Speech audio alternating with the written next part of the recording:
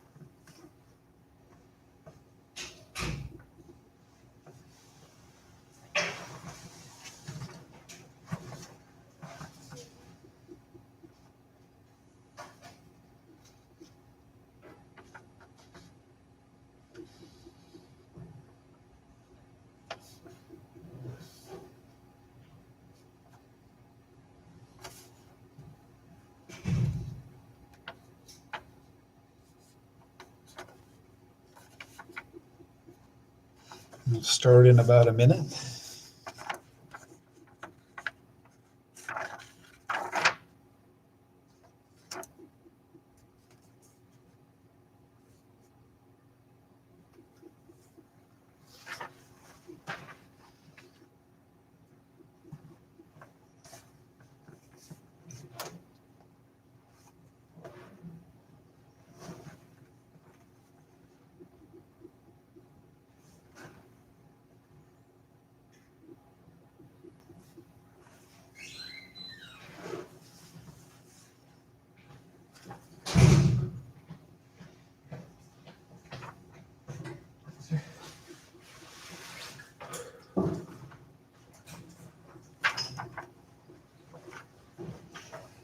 We'll continue in section 8.3. We'll talk about moments and center of mass.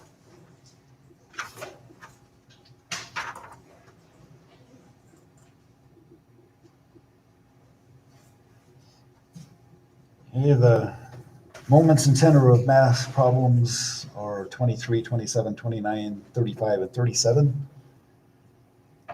And a quote from Archimedes: "Give me a place to stand and a lever long enough, and I will move the earth." So it was Archimedes who came up with the law of the lever. One way to describe that is as follows. Suppose two particles with masses m1 and m2 attached to a rod or on opposite sides of a fulcrum at distances d1 and d2 respectively. The rod will balance if the mass m1 times the distance d1 equals the mass m2 times the distance d2, with the center of mass being at the fulcrum.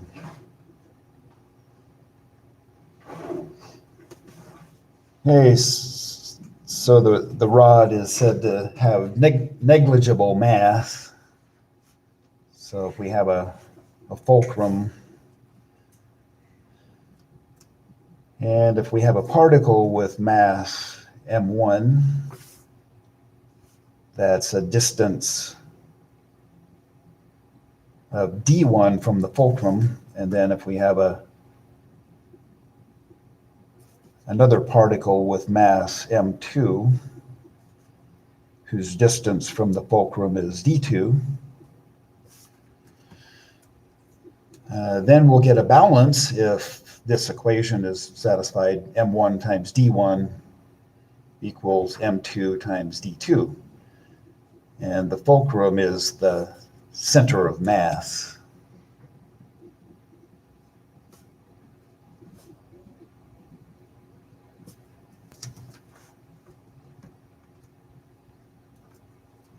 Okay, so we'll expand on that idea. On the x-axis, let x1 and x2 be the locations of two particles with masses m1 and m2 respectively, and let x bar be the location of the center of mass.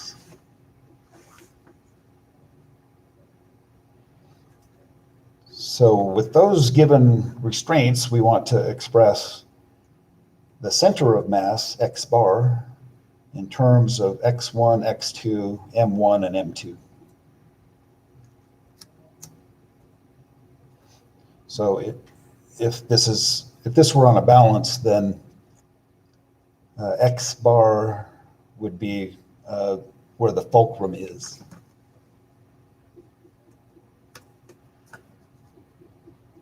So we can first draw a picture to help.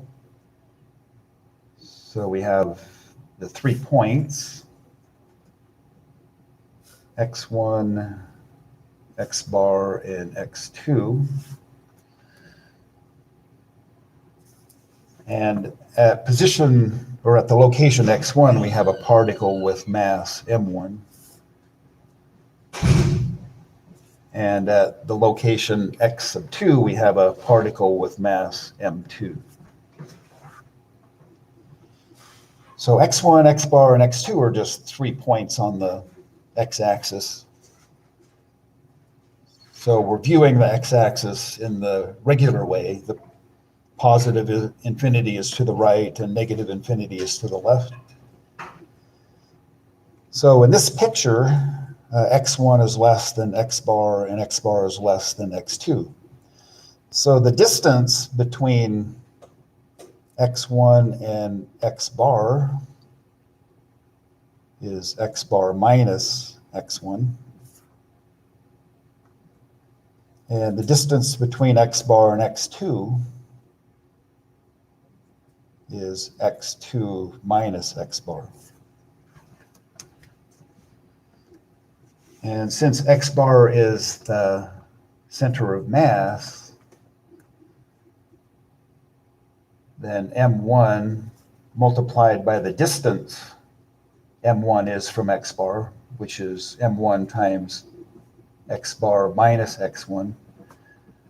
That's equal to the mass m2 multiplied by the distance that x2 is from x bar, which is x2 minus x bar.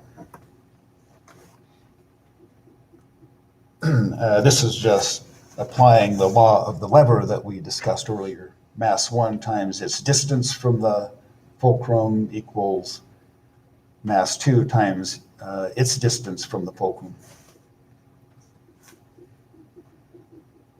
Okay, so we'll solve this equation for x bar, which is the center of mass. So just apply the distributive property of multiplication over subtraction. So we get m1 times x bar equals m1 times x1.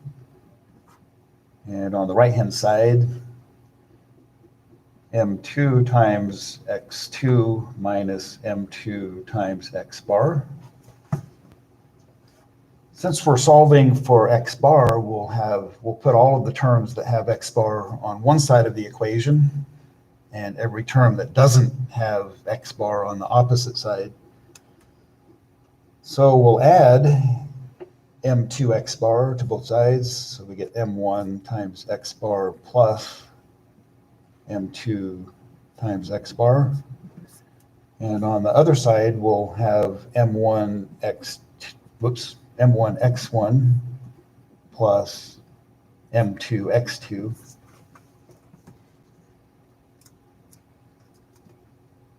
And then factor m1 plus m2, factor x bar out of those terms. So we get m1 plus m2 times x bar equals m1 times x1 plus m2 times x2. And finally, we get an expression for the center of mass the center, the center of mass x bar on this x-axis is m1 times x1 plus m2 times x2 divided by m1 plus m2. So that's kind of a nice formula for finding the center of mass. The moments of the masses m1 and m2 in this system are m1 times x1 and m2 times x2. Okay, so in this simple case, which will lead us to apply to more general cases, this center of mass about the origin is equal to the sum of the moments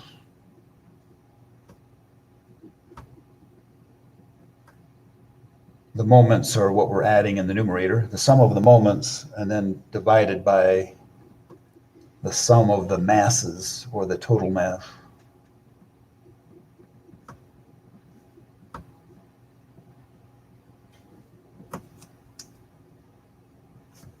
Okay, so this concept for finding centers of mass will be applied in more general cases.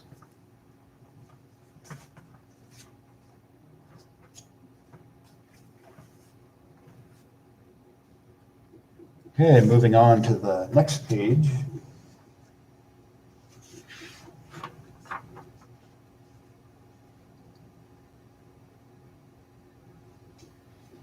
Okay, so in general, if n particles with masses m1, m2 up through mn are located at the points x1, x2 up through xn, respectively on the x-axis, then the center of mass is located in the numerator, we just add the moments, m1, x1, plus m2, x2, plus, and so on. The last term that we add is mn, xn. That's the sum of the moments, and then we divide by the sum of the masses, so m1 plus m2 plus, and so on, plus m sub n.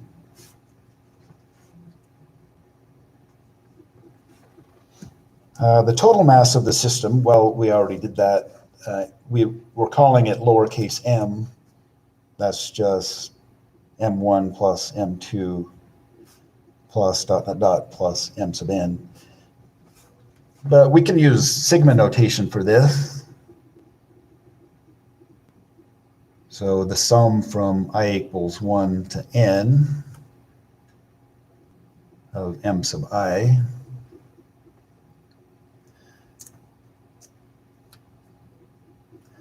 the moment of the system about the origin, capital M, is the sum of the moments. So I don't have as much room here, so I'll just write the sigma notation for this sum in the numerator. So from I equals 1 to n, this is the sum of the moments, the individual moments.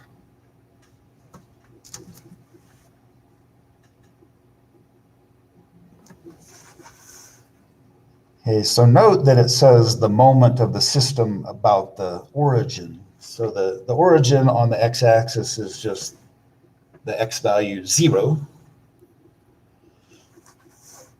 And so some of the x values could be negative, some could be positive, but they are horizontal movements whenever we place a point on the x-axis. So it's relative to where the origin is. So that's why it's referred to as the moment of the system about the origin. Okay, so let's do an example on the x-axis. Well, let me say one more thing. Just summarizing what we did up here. The center of mass x bar is the moment of the system about the origin, capital M, divided by the total mass of the system, lowercase m.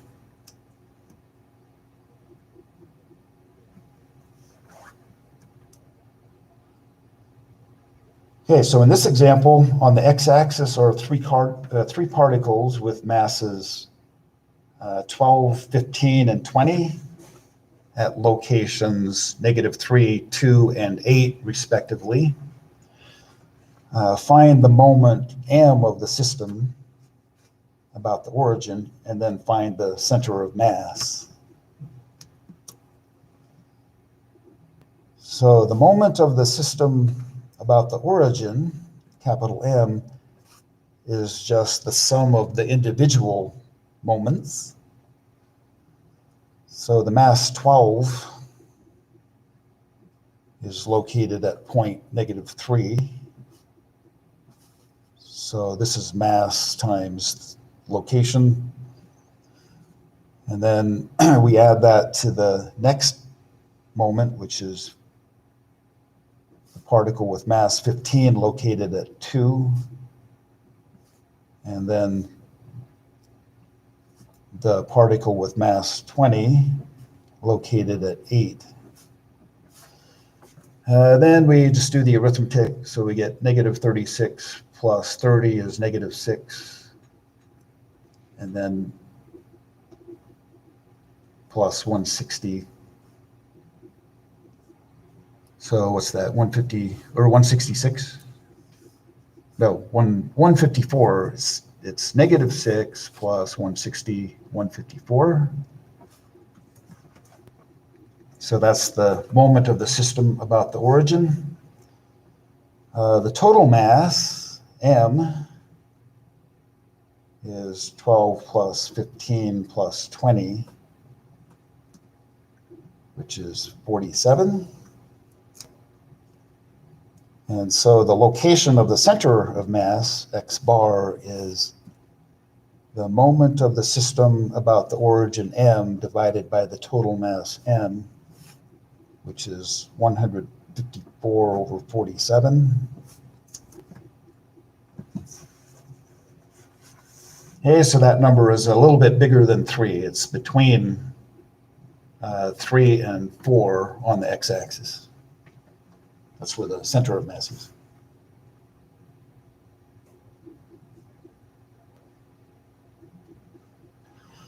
Okay, the next step is the two-dimensional case.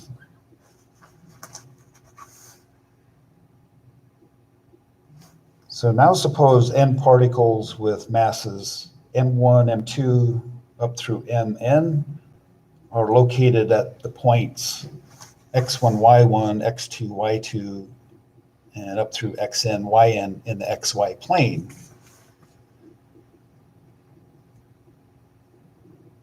Okay, so analogous to the one-dimensional case are the following definitions.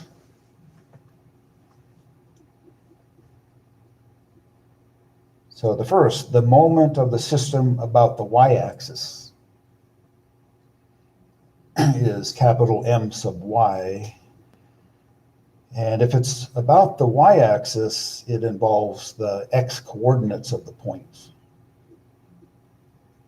So the x-coordinates are horizontal distances from the y-axis. So that's why it's referred to as the moment of the system about the y-axis. Right? If you pick an x-coordinate, you can think of moving horizontally to the right or to the left in the xy plane. And it's a certain distance, it's a certain horizontal distance from the y-axis. So we refer to the moment of the system about the y-axis by adding the moments that involve the x coordinates. So it might seem backwards, but it makes sense. So the moment of the system about the y-axis is m sub y equals m1 times x1 and so on up through mn times xn. And then the moment of the system about the x-axis is m sub x. This involves the y-coordinates of the points. So if you pick a y-coordinate in the xy plane, it's a certain vertical distance from the x-axis. So that's why we're calling it, or that's why we are referring to this as the moment of the system about the x-axis. M sub x equals m sub 1 times y sub 1 and so on up through m sub n times y sub n. And then the total mass of the system is just the sum of the masses of the n particles.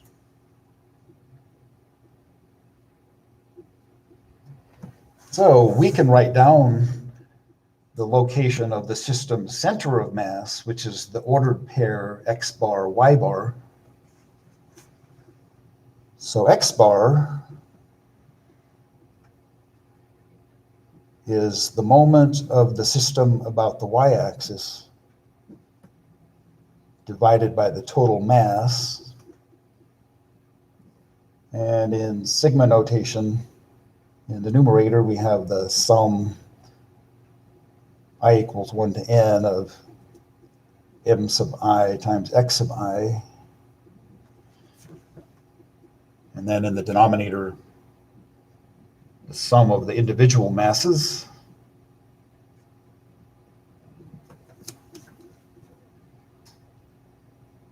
Okay, and the y bar, that's the y coordinate of the center of mass.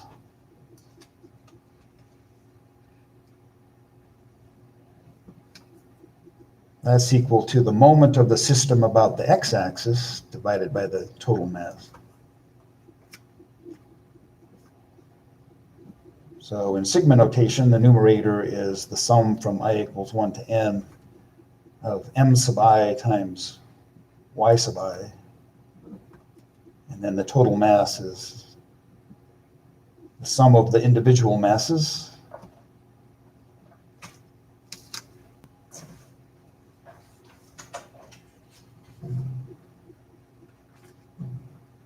Okay, we'll do an example of ordered pairs in the xy plane.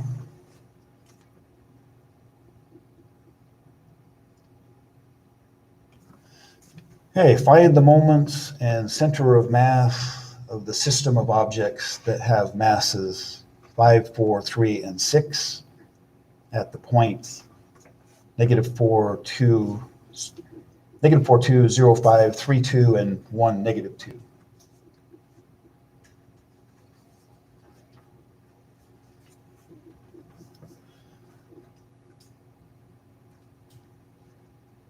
Okay, so let's calculate the moment of the system about the y-axis.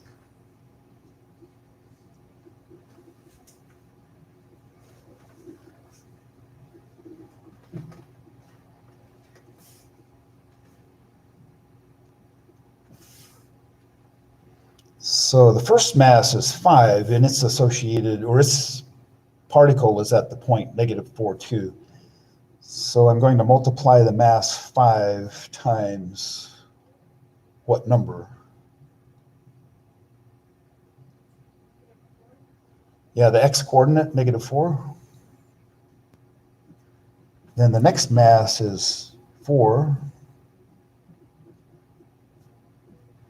And we multiply that by the x-coordinate of the next point, which is 0. And then the third mass is 3. Multiply that by the x-coordinate of the third point, which is 3. And then the mass of the fourth point is 6, multiplied by the x-coordinate of the fourth point, which is 1. And we get -20 plus 9, so we're at negative 11.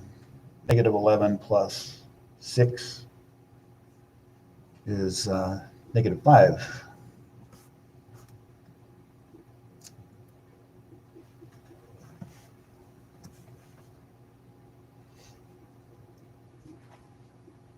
We can find the total mass of the system, m. That's just 5 plus 4 plus 3 plus 6, which is 18. So now what do we know?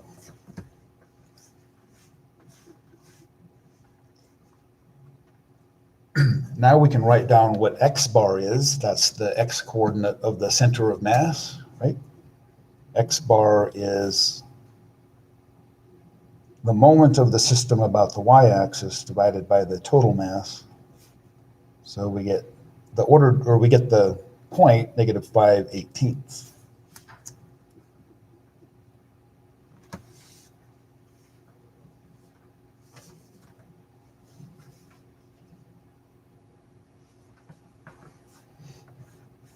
Okay, now we'll find m sub x. So m sub x, this is the moment of the system about the x-axis. We multiply the masses times the y-coordinates. So the mass 5 multiplied by the y-coordinate 2, plus the mass 4 multiplied by the y-coordinate 5, plus the mass 3 times the y-coordinate 2, and then the mass 6 multiplied by the y-coordinate negative 2. So 10 plus 20 is 30, plus 6, 36 minus 12, so I get 24. The mass is still the same, 18. So the y-coordinate of the center of mass, y bar, that's equal to the moment of the system about the x-axis divided by the mass, which is 24 divided by 18, or 4/3 is what I get.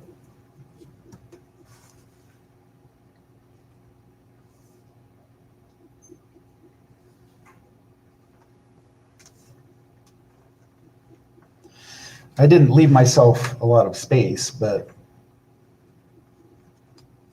if we plot those points and then plot the center of mass, we can maybe check to see if the answer that we get is reasonable.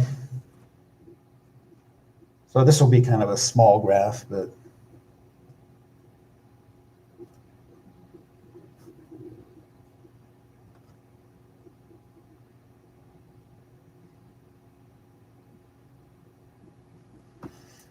okay, so one of the ordered pairs, negative 4, 2.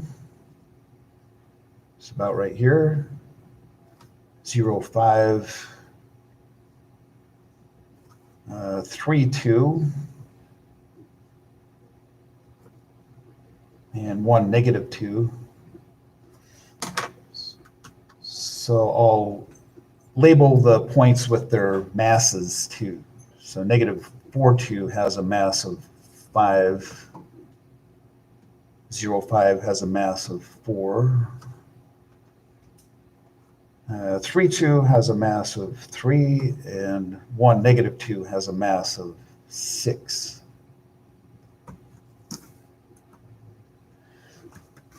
So since these masses that are upper and to the right are a little bit smaller than the masses to the left and lower, we expect the center of mass to be closer to the points with larger masses, right? So let's see, what did we come up with for the center of mass? X bar, Y bar. Negative 5/18 for the X coordinate and 4/3 for the y-coordinate. So -5/18 is a little bit less than -1/3, and 4/3 is about right there.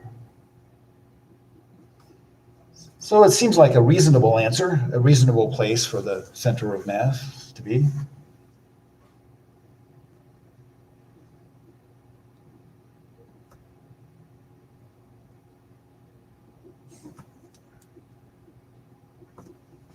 Okay, now we go into two-dimensional regions.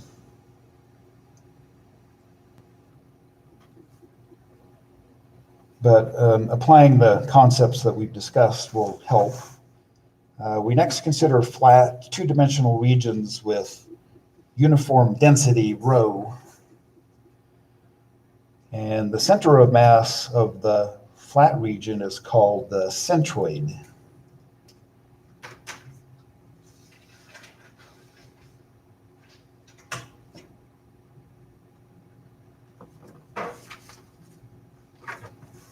Okay, if the flat region is symmetric with respect to a line, then the centroid is on the line of symmetry.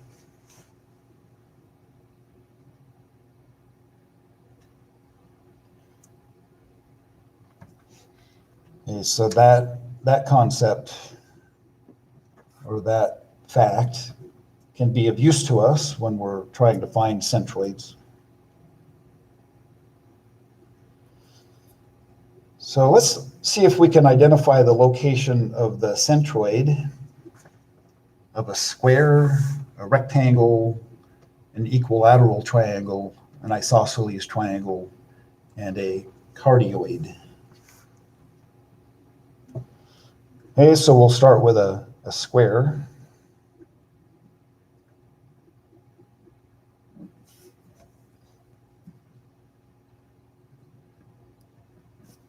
Okay, so think of that square as being in the xy plane,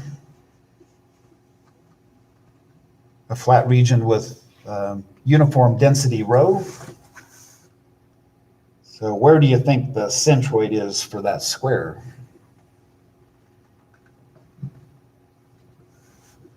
Center.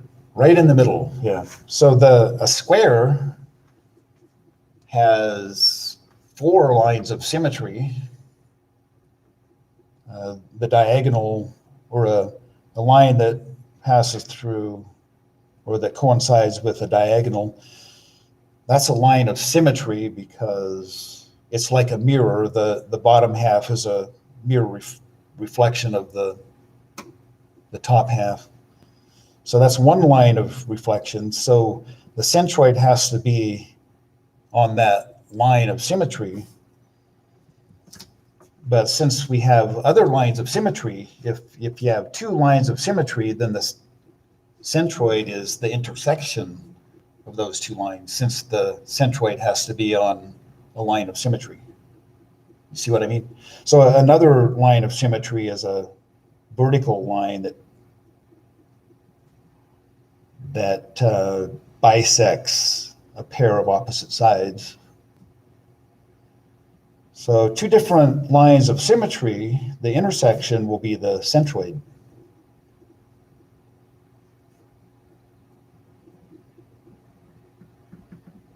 So it's right in the middle.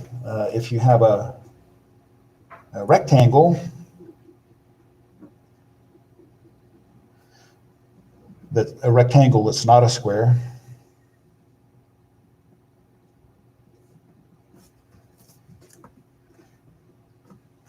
well, rectangles don't have as many lines of symmetries as squares do, but it does have 2 lines of symmetry. So a horizontal line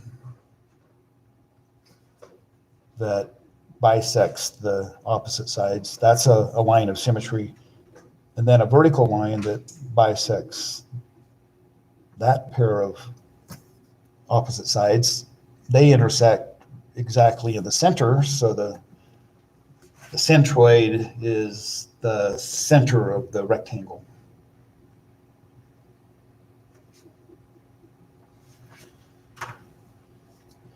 Okay, an equilateral triangle.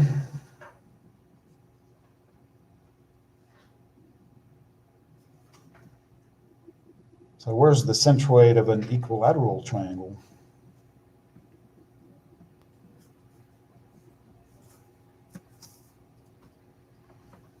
Does an equilateral triangle have any lines of symmetry?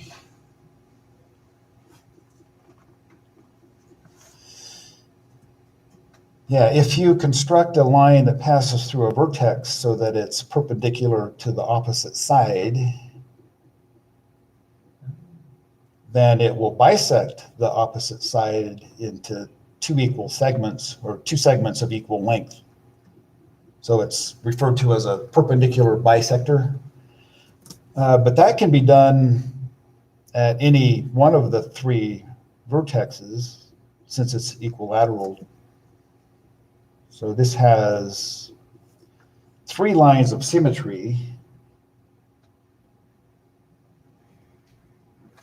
So they have to intersect at the same point, and whatever that point is the centroid. And it's not too hard to figure out the location in terms of, if you know the lengths of the three sides, then it's not too hard to figure out what the coordinates of that point are relative to the three sides. But you can do that in a geometry class. For an isosceles triangle, an isosceles triangle is a triangle that has at least two congruent sides. But usually when we think of isosceles triangles, we usually think of them as distinguished from equilateral triangles, where only two of the sides are congruent. And so there is a line of symmetry. The vertex between the two congruent sides, if we construct a line through that that's perpendicular to the opposite side, then this is also a perpendicular bisector. And so the centroid will have to be on that line, closer to the base than it is to the opposite vertex. Okay, then a cardioid, well, it's like a heart-shaped. So my drawing is not really accurate, but there is one line of symmetry in a cardioid. So the centroid has to be on that line somewhere.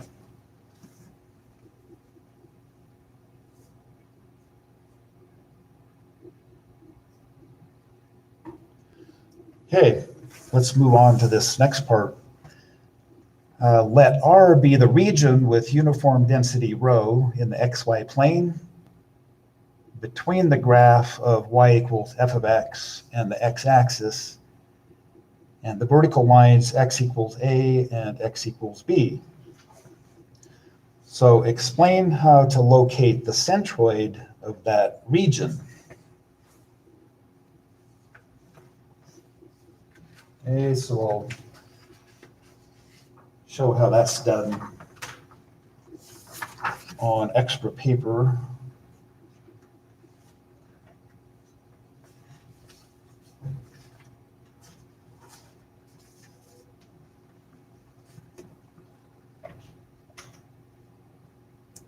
Okay, so like we often do in this class,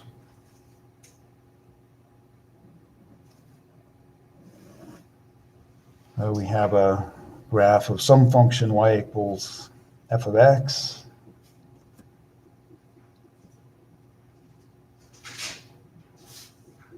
Defined on the domain interval from a to b. So we're going to subdivide the interval from a to b into n subintervals.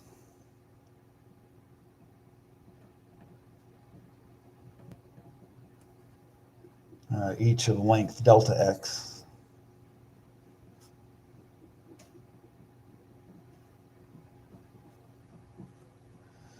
Which is found by b minus a divided by n.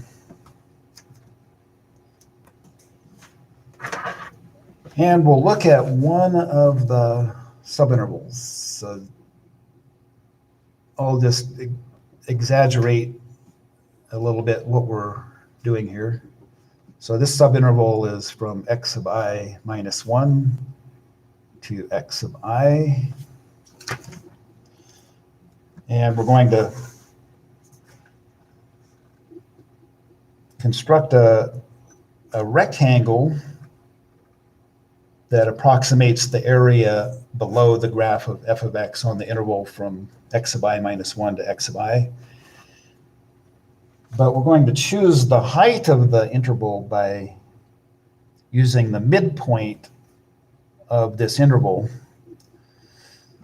So we're going to call the midpoint x sub I bar, which is a valid notation. X sub I bar, or x bar in general, in statistics represents an average. So that's what x sub I bar is. It's just the average or the midpoint of that subinterval. So it's the average of the endpoints. So x sub I bar is just x sub I minus 1 plus x sub I divided by 2. And then the height of the rectangle that we're going to use, it will be a point on the graph, but it's going to be a height of f of x sub I star. That determines the height of our approximating rectangle.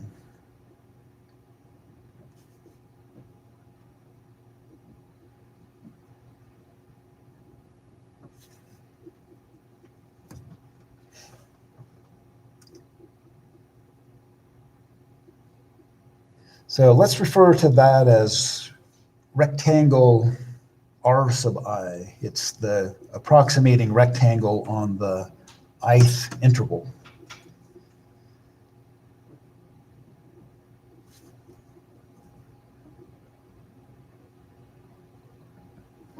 Okay, well, we want to find the centroid of that rectangle.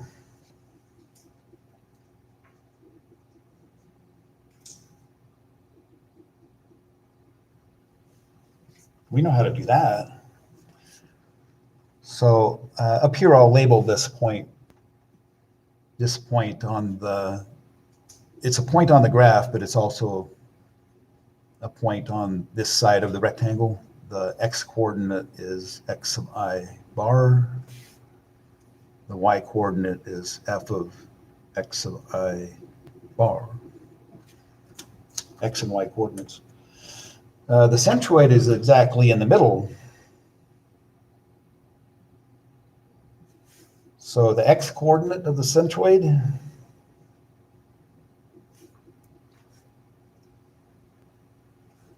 x sub I bar.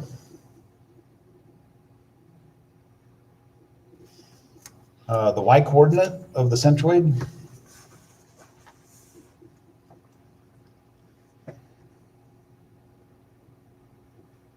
so the x-axis is y equals, the equation for the x-axis is y equals 0. So the centroid is halfway between 0 and f of x sub I bar. So the y coordinate is 1/2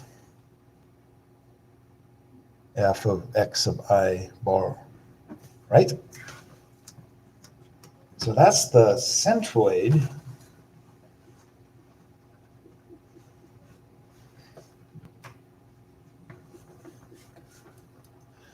Okay, so what we want to do, we want to find the moment of the rectangle r sub I about the y-axis. And then we want to find the moment of rectangle r sub I about the x-axis. We want to find each of those two things for this particular rectangle. And once we have found those for one rectangle, we apply that to all n rectangles, and that's going to enable us to come up with formulas for finding the x and y coordinates of the center of mass of a region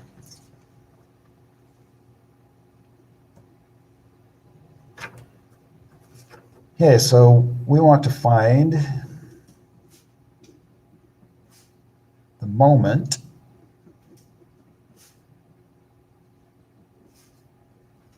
of, I won't write rectangle, I'll just say r sub I, by which we mean rectangle r sub I. Find the moment of r sub I about the y-axis.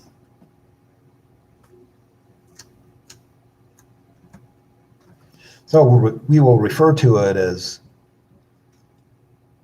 m sub y of r sub I.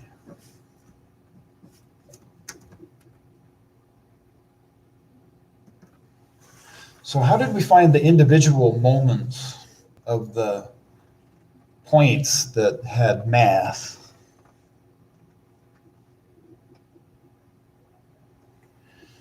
We multiplied, well, in the case of moments about the y-axis, we multiplied the mass times the horizontal distance the point was from the y-axis. So we're going to do the same thing here. This rectangle has a mass. We're assuming that the region has uniform density rho. And so how do you find the mass of a rectangle?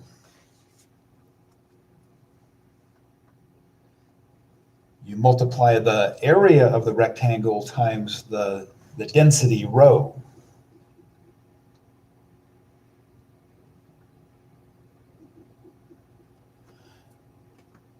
And then the distance the centroid is from the y-axis is x sub I bar. Okay, so what's the area of this rectangle?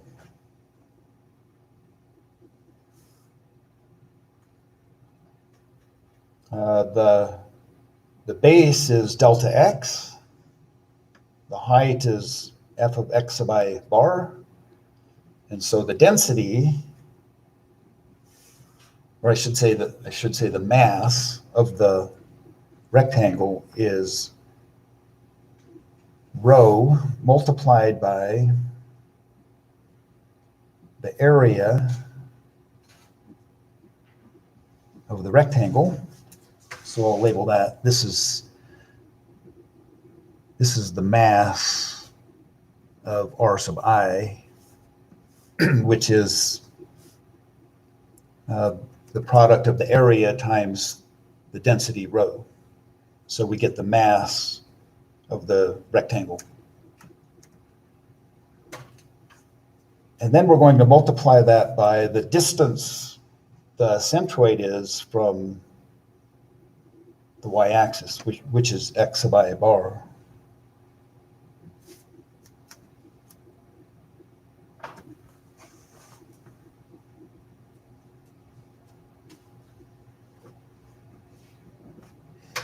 So this is horizontal distance from y-axis.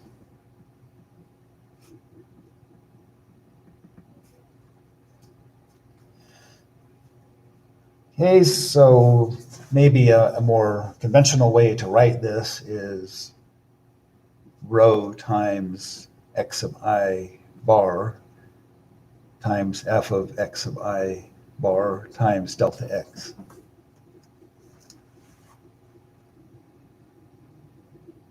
Okay, we can do that for each of the n rectangles. And so the moment of the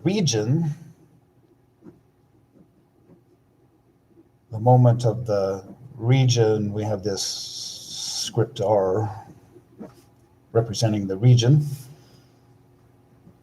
This can be approximated by the Riemann sum from I equals 1 to n of these terms, rho times x of I bar times f of x of I bar times delta x.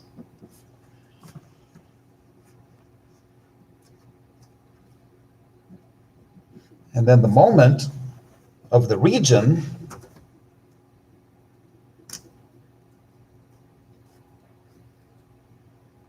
is equal to the limit of this as n approaches infinity.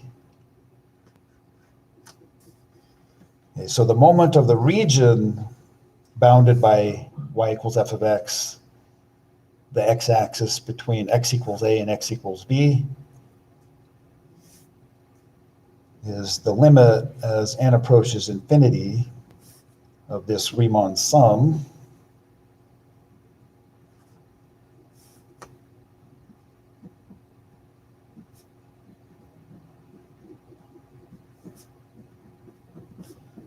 and the limit is rho times the definite integral from a to b of x times f of x dx.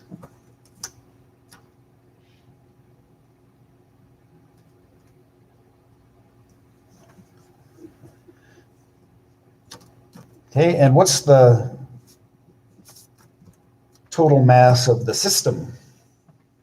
So this will be the last thing we do today. The total mass of the system it's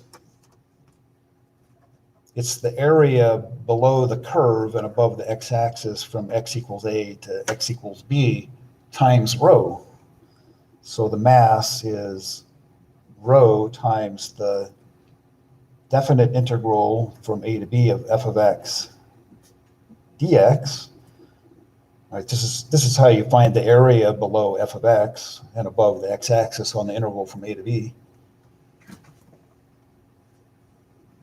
So now we know what the x coordinate of the center of mass is. The x coordinate of the center of mass is m sub y divided by m. Or in the numerator, we have rho times the definite integral from a to b of x times f of x dx. In the denominator, we have rho times the definite integral from a to b of f of x dx. Notice that rho divided by rho cancels, so we can just write it as the definite integral from a to b of x times f of x dx. In the numerator, divided by the area of that region, the definite integral from a to b of f of x dx. Okay, that's our formula for the x coordinate of the center of mass. And that's all we have time for today. Tomorrow we'll continue in this section. And we might start section 9.3 if there's time. But that's all for today.